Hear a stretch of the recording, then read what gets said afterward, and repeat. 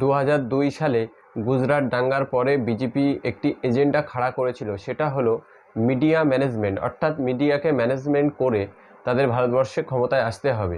2002 সালের পরে বিজেপি যখন ভরাডুবি হয়েছিল, সেই এজেন্ডাকে তারা 2012 সালে প্রতিষ্ঠিত করতে পেরেছিল এবং বিজেপি সমস্ত রাজনৈতিক দলকে ভারতবর্ষে একটি ভারত বিরোধী বা হিন্দু বিরোধী বা সনাতন বিরোধী দল হিসাবে তারা মিডিয়ার দ্বারা প্রচার করিয়েছে এবং নরেন্দ্র মোদীকে তারা ভগবানের দূত হিসাবে প্রচার করিয়েছে। অর্থাৎ নরেন্দ্র মোদী নিজেই বলেছেন তিনি ভগবানের দূত হিসাবে ভারতবর্ষে এসেছেন এবং হিন্দুদের বা সনাতনীদের তিনি রক্ষাকর্তা হিসেবে ভারতবর্ষে এসেছেন এবং এই সব বিজেপি দলগুলোকে সনাতনী বিরোধী দল হিসাবে প্রচার করতে মিডিয়া সবথেকে বেশি সহযোগিতা করেছে বিজেপিকে। এটাই হলো বিজেপির মিডিয়া ম্যানেজমেন্ট।